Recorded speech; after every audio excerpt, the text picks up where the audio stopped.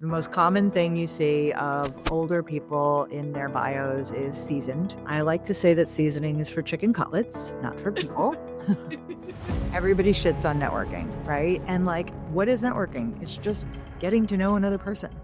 That's it. Introverts make the best networkers because they listen. You can see a ChatGPT authored post from a mile away. Like, guys, who has ever written the words delve deep before ChatGPT? If everybody else is using AI, we're going to have a lot of people sounding the same. And the ones that are going to rise to the top are the ones that can express themselves in that authentic way. I think what a lot of people have is, oh my God, it's been 100 years and I've not updated my resume and I've got 4 things on my LinkedIn and now I don't know where to start. And I think it's because... Welcome to It Gets Late Early. I'm sitting here today with Danielle Hughes. She is the Chief Personality Officer of More Than Words Marketing. And she has a lot of tips for all of us on how we can help ourselves with our own personal brand in these pretty rocky and tenuous times in corporate employment. So welcome to the show. Thank you so much. I'm so excited to be here. So glad you're here. Shout out to Jared Morris, who put us together and said, you absolutely have to get Danielle on your show because she has so much that she can offer to your audience. So let's kick off here. I want to understand a little bit about the work that you do and what drove you to get into this particular realm of personal branding. Sure. Yeah. I mean, we could go as long or as short as possible. So I'll try to do the really TLDR version. Just probably elevator pitch. Correct. Exactly. But which we probably all need for personal branding, right? 100%. So the elevator pitch is that I help individuals and institutions to bring more of their genuine personality into their professional message so that they can foster more connection and feel more confident. And how I got here is I was a marketer and copywriter my whole career and always working for different types of organizations where I always had to think about changing the voice and the message of not only what I was selling, but who I was selling to, and going from the B2B world to the B2C world to nonprofit and really getting versed in how do you reframe messaging in order for it to resonate with the right audience. And like many people in corporate, especially when you're a creative, as I was, etc., you get to a point where the creativity is no longer part of your job because you're just managing. And it was just not something that A, I was ever really trained properly on, and B, that I ever really wanted to do. And so as I kept sort of moving up the ladder, I think I just got more miserable and I didn't, and no, for real. And I didn't know how to be myself. And at my very last job, I essentially became the scapegoat for all of their problems. They told me when they hired me that they wanted me to come in and shake things up. And so I came in and I tried to shake things up and they were just like, whoa, whoa, whoa, whoa, whoa. We didn't actually really mean that, even though that's exactly what we said. You wanted a yes man. Yeah, exactly. Yeah, exactly. Mm-hmm. And anyway, long story short, I ended up going freelance. And I went freelance as a freelance copywriter, and I was super generic and super forgettable, Danielle Hughes copywriting. And I thought, like many people do in and out of the workplace, that the quality of your work speaks for itself, right? Here I have this whole portfolio of work. I've worked with all these major brands. I've got this amazing work. Of course, it's going to be really easy to go out and find clients. And in some ways it was, because I had my pool of people that I had been connected to in corporate. But in other ways it wasn't, because I'd done so many things and I was still trying to do all those things. And, when you're not narrow and niche, people don't know what to come to you for. That's true. Yes. And I ended up struggling and realizing, okay, I need to figure out who do I want to work with? I got into business for myself. I want to work with people I like. I was spending so much time vetting all of the wrong people. And I ended up hiring a coach who, as a creative coach, we rebranded my business. And in the process of working with her, she was the first person to tell me, you have to put more personality into your website.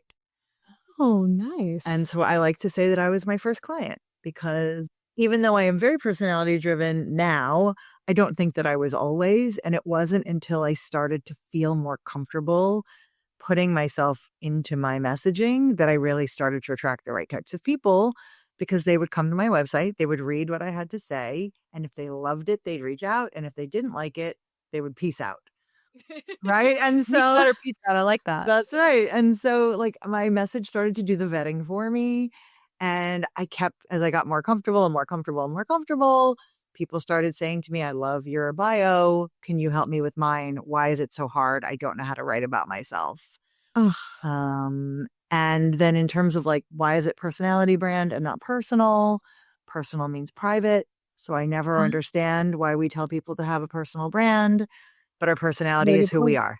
And that's how we foster connection.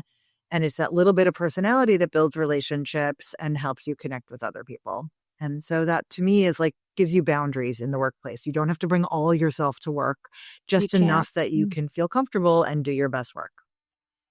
That's So awesome. There's a lot to unpack there. a It's lot. all I really know. illustrative of where you wound up and why. But what you said was super resonant to me in the sense that, you know, people are not necessarily comfortable being themselves, either on their own personal LinkedIn page or at the workplace beyond, being kind of somewhat of a corporate drone, sending emails that are devoid of personality and so on and so forth. But it takes time to feel comfortable in your own skin. And that is a byproduct of getting older that I have found to be immensely gratifying. And it has helped me in a lot of ways. It's also hurt me in a lot of ways, I would say, because I open my mouth in situations where they really do want that yes man. And that's not who I am. So you have to figure out when it's appropriate to be vocal about things that matter to you or are important in some way, shape, or form, even if it was literally exactly what they hired you to do. But so that made me laugh too that you said that.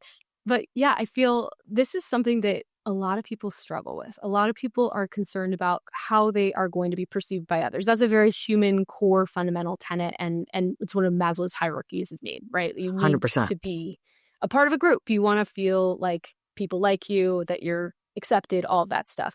So I'd love for you to share a little bit more about some of the ways in which you've gotten people to turn the corner on that and start developing their own personality brand.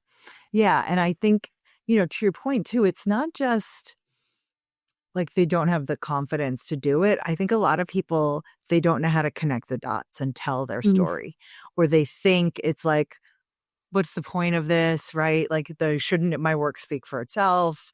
Carla yep. Harris, who's like the managing director of Morgan Stanley, has a great line where she says, your work doesn't speak for itself because your work doesn't speak.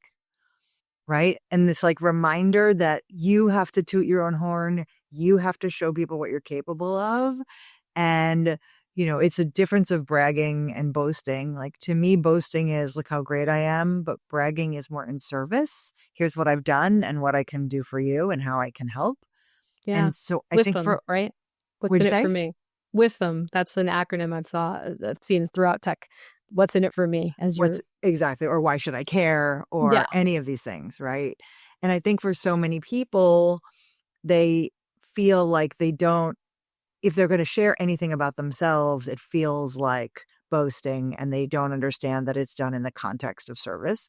And, not to go all gendered, but typically for women and certain cultures and populations of people, it is much harder to show up that way, or you're vilified for it, right? But it is truly like a universal struggle for so many people, across the board in terms of how do I express myself in a way that helps me, that helps foster connection, that doesn't alienate people. And so like the first thing I do with people is I just talk to them about like what do they like to do outside of work first. Like tell me your hobbies, tell me your passions, tell me the things that like light you up and get you excited. And 9 times out of 10, there's a way that you approach your hobby or your passion and the same thing that you do inside your job. Like it's a way you think about it or process it or go about it. And a lot of times the how we think is that piece that unlocks everything for someone. Like tell me how you think.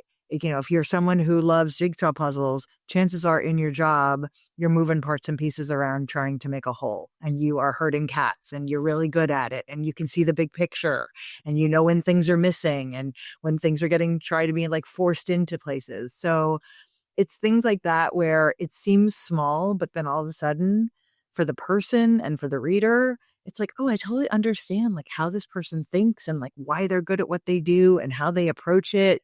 And now I have a different understanding of them and a different appreciation from them. And now I can also differentiate them from someone who does the exact same job because they're coming at it from a different way. And that's valuable to the organization and to the team. That's huge. I mean, you think about how many candidates are out there looking for jobs in this very oversaturated, talent-heavy job market, right? Where Yeah. so many people are aiming for every single opening. And so the people who perhaps have created this sort of personality brand on their LinkedIn somehow differentiate themselves from the pack in a way that I think could be really compelling to employers. And especially if it's done with precision and care, right? Like there's a way to do it right, and there's a way where it's like, oh, maybe less, do less. Yeah. Uh, go to Danielle or do less. Yeah. But yeah, and especially given the fact we are moving so quickly into the depths of the unknown with AI being such a huge driver of content, I think, to Mm. the detriment of society, I should say, there's, I think, going to be a backlash where people want more humanity. And so I think, bringing in your own human voice is a really important thing. So yeah, I'm hoping that we see a shift. Yeah, I hope so too. And I think, you know, I try to be like optimistic and realistic. And I think, like, like anything, AI is not going away. It's a tool, it should be utilized. But to your point, the people that are going to stand out from the rest are going to be the ones that can hone their own voice. Because if everybody else is using AI, we're going to have a lot of people sounding the same. And the ones that are going to rise to the top are the ones that can express themselves in that authentic way. Yeah, I mean, you can see a ChatGPT authored post from a mile away, and it blows my mind that people think that we can't tell. I'm like, guys, I who mean, has ever written the words delve deep before ChatGPT came out? Come on. No one's delving deep, all right? Like, that's not a oh thing. my God. It's Well, interesting, and I know we were just quickly talking about this before we started, that LinkedIn put out a report a couple months ago called the Future of Recruiting and Hiring. And they went out and they talked to like tons of recruiters and talent acquisition people. And they also talked to talent to figure out like what are the trends that are kind of coming down the pike, in in the next year, and like what are the things that they recommend. And one of the huge things that they thought was going to be valuable, interestingly, in skills, was not about the actual like skills in terms of, learning or training or technology. The skills were more around communications and people's ability to understand how to connect and communicate. And they found that not only for recruiters, because if you sound like a human being, you're going to get more people to respond to your inbounds. But as an applicant, these are things like we can train and teach you anything. We can train you to teach code or whatever, but we can't really train you how to connect with someone, how to sell on the call, how to get your team to go along with something, right? So these can be soft skills, which are really hard skills, are I don't, going the to be, hardest of right? They all. are the hardest. Those are going to be the things that are more valuable moving forward because those are the things you can't really teach someone. Right. It's like you either got it or you don't, right? It's an intrinsic skill. Right. So I think you're right. Yeah. I think you're absolutely right. And this English major, she's here for that. Same. She's into it. Same. Yeah. Same. Although Yeah. I'm a That's very cool. lax English major. I take a lot of liberties with my English. You communicate pretty great, I would say, and, you're good with words, clearly. Thank Um, you. Thank you. you know, But to each I their want own. Hey, as long as people understand what we're saying, I think that's what really matters. Whether Correct. we are perfect, grammatically correct or not, that does not It necessarily doesn't matter, matter. Yes. which is a hard thing for me to say as an English major, but I believe it now. So if someone says in the process of potentially either already been laid off or thinking Mm, that it may happen because these layoffs are definitely not done, right? yeah. What would you say first they should do when coming to think about how to amplify their own not personal brand, personality brand, and amplifying their own voice and figuring out, what should I start talking about? Because this is a scary thing. And if I didn't have a podcast, for example, I don't know what I'd be talking about, but I know it's important. So maybe shed a little light on how to just start for people who are perhaps contemplating what's next. Yeah. And I think there's different levels of like what that looks like, right? I don't know that everybody needs to be putting out thought leadership if there's going to be pivoting careers or anything like that. Like that's to me, the biggest step that you can't even do before you start getting comfortable with like, okay, so like, what is my career story and how do I want that to look to propel me for what's next. And I think what a lot of people have is, oh my God, it's been 100 years and I've not updated my resume and I've got 4 things on my LinkedIn. And now I can't even, I don't know where to start. And I think it's because we're so linear that we think, okay, well, I did this and then I did this and then I did this. And it's like, da, da, da, da, da, versus how does everything you've done relate together? And how do we tell a cohesive story that shows not only a progression of you and your talents and your skills, but gives your next potential employer or whoever an idea of what you've done over your career and what you're setting yourself up to do. So it's not just looking back, it's really thinking future forward. And how do you want to show up now to project yourself into the future? So I think that's like a really good first step for people is like, can you connect the dots between all of your roles? What's the through line? Sometimes it's completely non-obvious because people have non-linear careers, as we know, and different industries and different skill sets that you've learned. And, it's cleaning out the closet. So get rid of the stuff that no longer serves you. We don't need to talk about super old jobs or things that you've done that you don't ever want to do again. And how do you highlight the things that were the most exciting to you so that you can get more of that? What I love about what you just said is that if you start putting pen to paper, proverbially speaking, and you start writing, you're probably going to uncover some things about yourself that you didn't necessarily know. And you're going to see some trends, some specific things that are drawing you towards them, right? That might Yes. even unfurl themselves into your own new career or your own solo, entrepreneurship endeavor, something like that, which Yeah. I think, especially in a downturn with people, fighting for the same jobs, a lot of people are going to be turning into those sorts of entrepreneurial efforts. So I think that's a really kind of hopeful way to look at it. Yeah. And I Love that. think to your point, it's like for a lot of people, it's they don't know where to start, right? It's so Yeah, daunting. It's so, it is. especially if you've worked 20, 30, 40 years, whatever it is, there's no possible way that you could put everything into a bio. And even though LinkedIn Nor should gives you you. 2,600 characters for your about section, it's still limiting. And I think for a lot of people, it's thinking about like I give my clients prompts that they can get started with. So things that you can for my whole life, I've always blank, or I've always wanted to, or the thing that I love the most is, and you don't have to start with your professional. Like, what does that spark in your brain? I know we were talking about tennis earlier. Like maybe for you, there's nothing I love more than like getting out on the court and like smashing the tennis ball. And then it would be like, okay. And then you'd say to yourself, okay, well, why do I love that? Like, what is it about tennis?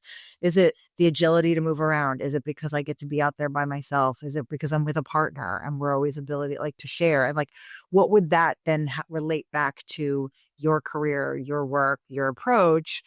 And it seems crazy and people listening are probably like, this is like ludicrous, but it really helps. And it's a visual. It's a visual for you. It's a visual for your audience.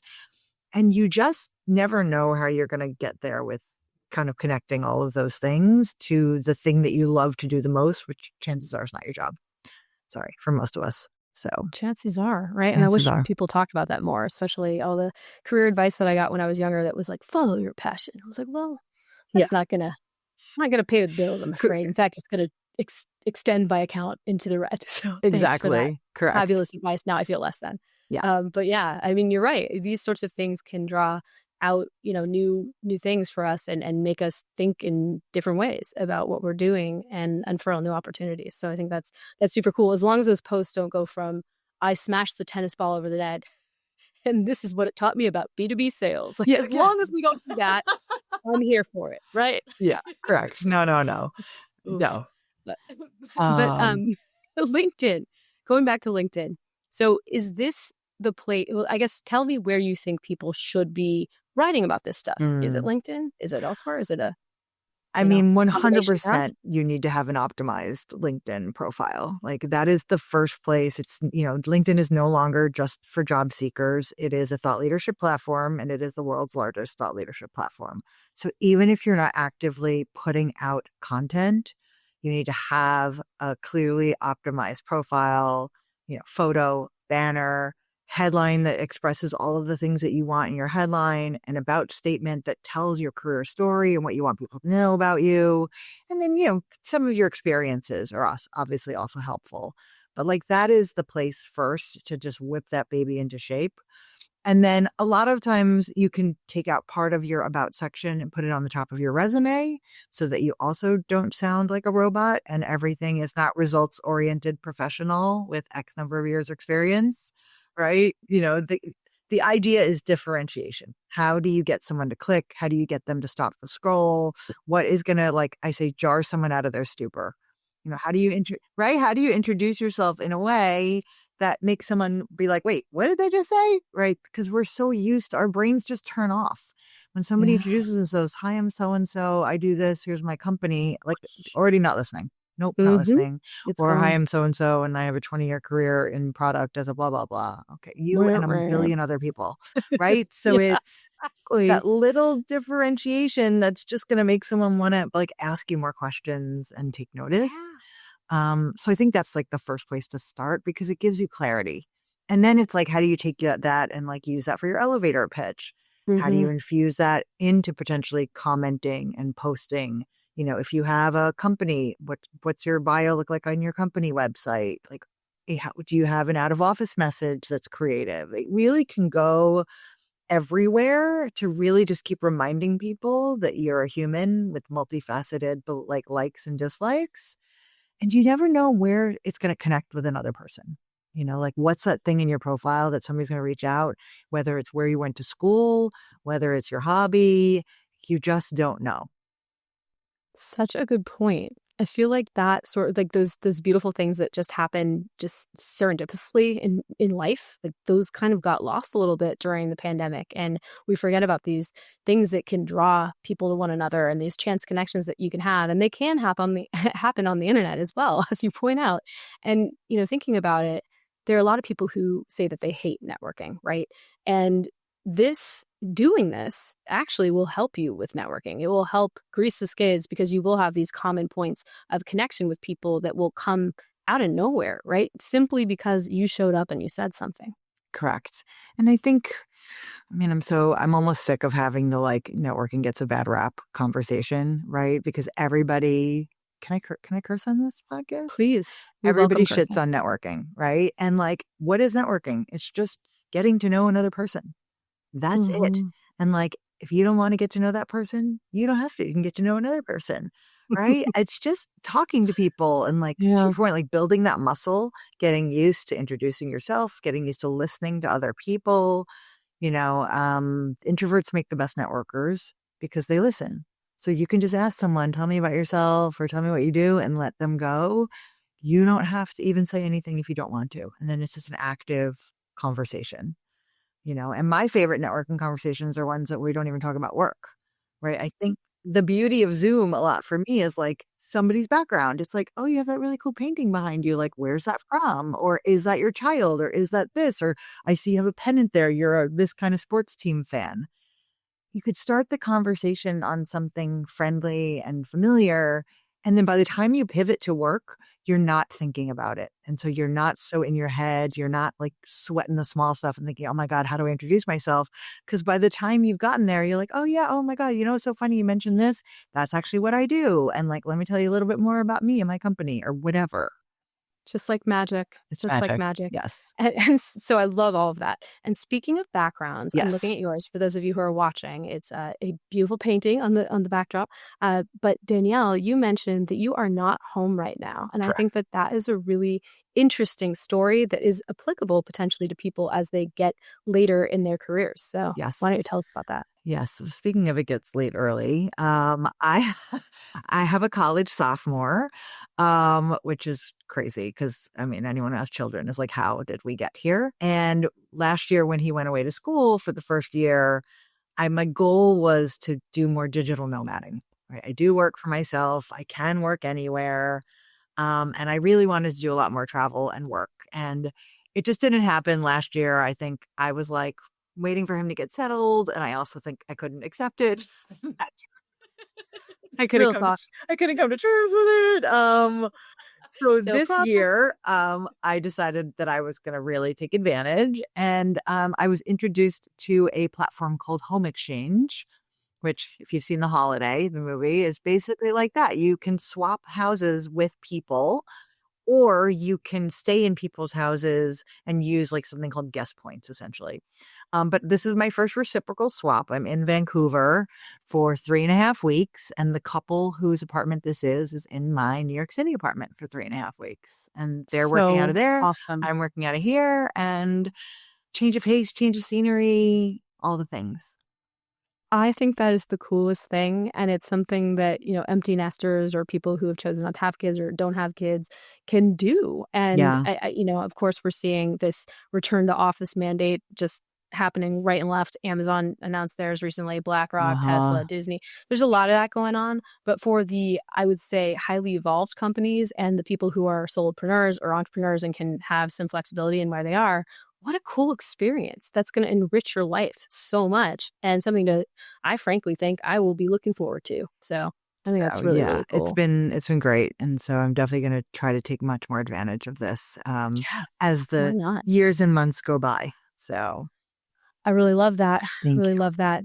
Thank you. Um, Thank you. so, a lot of people listening to this are in their 40s, 50s, and beyond, and they're probably thinking about, how do I position myself in this crowded landscape? How do I make myself stand out? And, they're probably very proud of their experience, as they should be, because they've done a lot of cool stuff over the years, but they're also likely concerned about ageism because it's just a fact. 1 in 2 of us are ageist, according to the World Health Organization. 42% of hiring managers say that they have a bias against people of a certain age, both too young and too old in their estimation. So, way to go, hiring managers. But how would you advise people to think about the type of experience that they've had over decades, and what would you have them do when it comes to sort of framing that up in their personality branding? Yeah, I think it's super valid. I think, I'm always like a little bit torn with this because sometimes I think it's like just call out the elephant in the room. And then if you own the length and breadth of your expertise, nobody can really challenge you. It's when you dance around it or you're afraid of it that it tends to be more problematic. Not saying that that doesn't mean ageism isn't real, but I think, again, it's all about like the framing. So, the most common thing you see of older people in their bios is seasoned, right? Mm, Seasoned I executive with X amount of years of experience. So really I know. I like to say that seasoning is for chicken cutlets, not for people. Right. And like it's just coded language for old. And don't. like Yep, the same thing with telling me, if you tell me you have 30 years of experience, so, right, like that doesn't, so that could be a benefit or a detriment depending on the exactly. organization. So instead of telling, I like to tell people you want to show real examples, right? You could say, like, I've had a lengthy career, and across my career, here are some things that I'm proud of. At this company, here's what I did. At this company, here's what I did. Concrete examples. Build the story. What was the challenge? What was the result?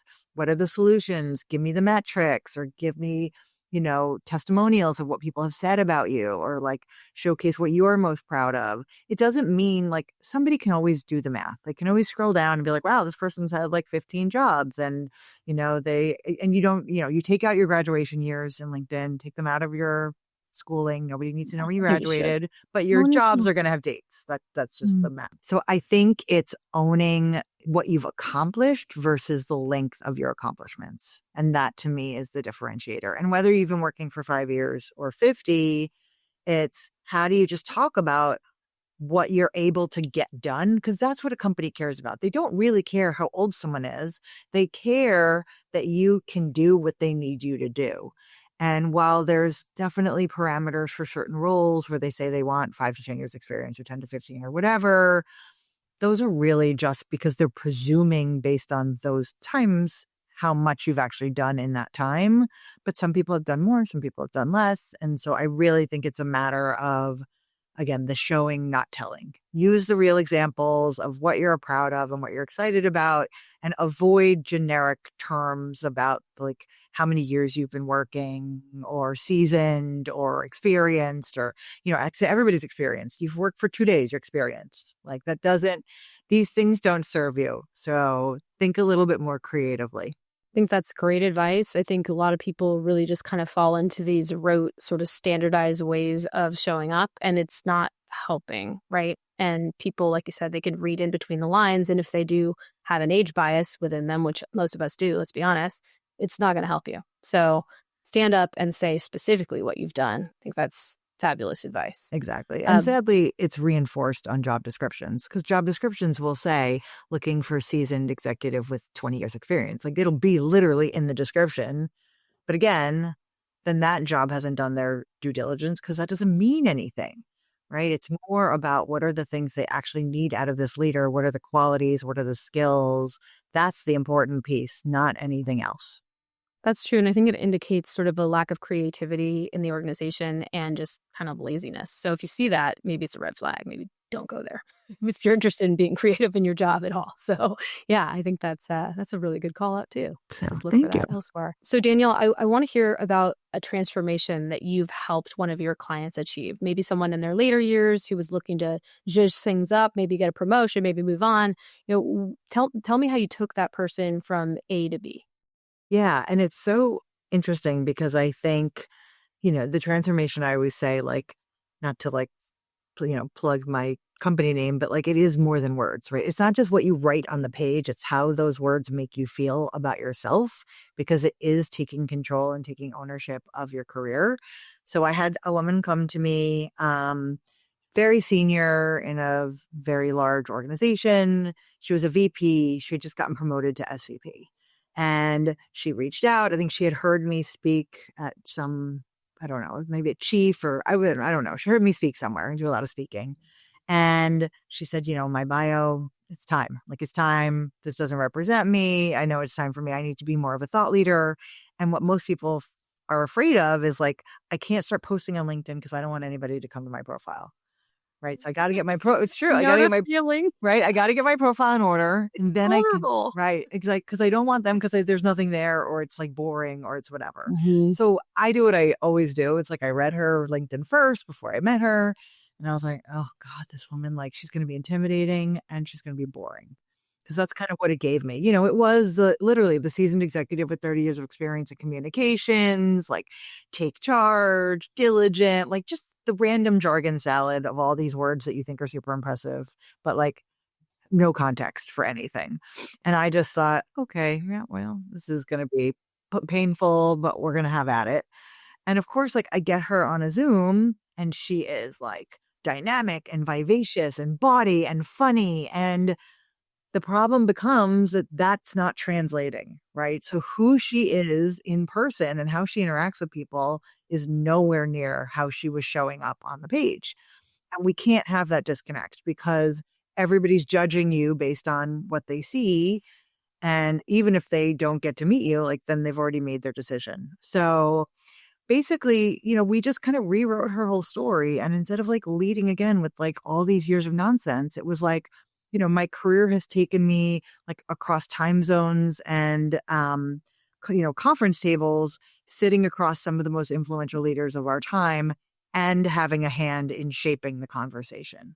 So it was like, not only have I done all these things, I've been there, I've actively participated. And then she goes on to talk about professional highlights, things she's really proud of. She worked as a diplomat and she worked in the private sector and she wanted to highlight working in both the US and Canada. It was really important for her. And then, at the end, I always tell people, you've got to give me when I'm not working, I love to X, Y, and Z. And she talks about all this travel. And then she's, reach out if you want to, have a suggestion of where I should go next or something like that. Like a lovely, like gentle call to action. But it was still a way to really highlight and amplify actual accomplishments and programs that she's run, but taking ownership of her story. And like you can read her bio and get a sense of, oh, she's been around a really long time. She's had a lot of different jobs, but we don't talk about it. There's no numbers. There's no 30 years. There's no this. It's here's the example. And the way that I'm writing is going to let you know that I am an accomplished leader. And without me telling you I'm an accomplished leader. That is awesome. Yeah. I mean, that is so transformative. I mean, from point A to point B, wow, what a crazy change. That's awesome. And I think it's really hard to like, people need to see the befores and afters. Like those are the most like eye-opening whenever I do like a session or a workshop. Everyone's like, oh, I get it now. Like it's hard when we say, oh, put more personality in. And they're like, but then when you read boring, traditional, anybody could say this versus, oh, I see now. It's like all of a sudden people have ideas and they're like very clear on how they can kind of show up as themselves. That's an awesome story. Yeah. Thank So you. for the people listening, if there's one thing that you can tell them to get them to just take their first step, what would that be? Because I feel like that could be the hardest part a lot of times. Yeah. And I think, what I mentioned earlier about like the prompts is that's the easiest first step is, think about, do you have like for as long as I can remember, I've always blank, or there's nothing I love more than, or the through line of my career is, and just free write a couple sentences and see where that takes you. And I guarantee that for most people, something's going to come up. And don't focus on work at first. Like, think about like, what do you've actually loved your whole life, or what are the things that get you excited? And then at some point you're going to realize, oh my God, this is completely connected to that. Right. Like, I had a woman who's a coach, and she's like, she remembers playing Barbie in her basement, but not just playing Barbie. Like, she would facilitate conversations between Ken and Barbie, and now she's a coach therapist, Oh right? my gosh, Facilitating, that's too right? perfect. Right. What? But like, she never would have thought about it. And she's like, I have literally been facilitating conversation since I was a kid. And now she's doing it in just a different way. But she was practicing those skills and always had that innate interest. And again, it's like memorable, it's relatable. It makes Yeah. sense that she does what she does. So that's what we're trying to find is like, what is that thing that makes sense that you're doing it now because you've really been thinking that way or practicing a certain belief or something since you were little. You just reminded me of the genesis of the name It Gets Late Early. It was because I was talking about how excited I was that the Mariners were going to make the playoffs for the first time in freaking forever. A huge baseball fan and have been since growing up. And I was talking about it, and suddenly I remembered the It Gets Late Early out there quote from Yogi Berra, the late, great New York Yankee. And I Yeah, was like, holy crap, that is literally that's the perfect name. My social media editor and I were just like, oh, that's it. We've been looking for it. It's cute. It makes the point, and it's, catchy, and it just encapsulates exactly what we want to say. And it's still sort of like uplifting and positive and funny. Yeah. And it was because I was thinking about something that I loved completely outside of work. So exactly. And it boom. relates perfectly back to ageism in the industry and Yeah. all that. Like, who would have thought, right, that Who these would have thought? things that have Baseball. nothing to do with each other on the outside are actually completely related? So true. Yeah. So true. Love it. Gosh, I've learned so much in this episode. This has really been a great conversation. Thank How do you. people go and get more from you, Danielle? Okay, so they can go to morethanwordscopy.com, which is my website. I know marketing is my company. It's More Than Words Copy. I'm sorry, can talk to the URL gods. And then please find me on LinkedIn, of course, because that's where I hang out a lot. Just as Danielle Hughes. And put Danielle Hughes plus personality, and chances are I'll be the first person because apparently there's a lot I of will us. I'm going to link all that stuff Okay. in the show notes too, so people can find you right away. This has been super awesome. So thank you for being here, and shout out again to Jared for putting us together. Yes. This is Thank you, great. Jarrett Morris. Thank you.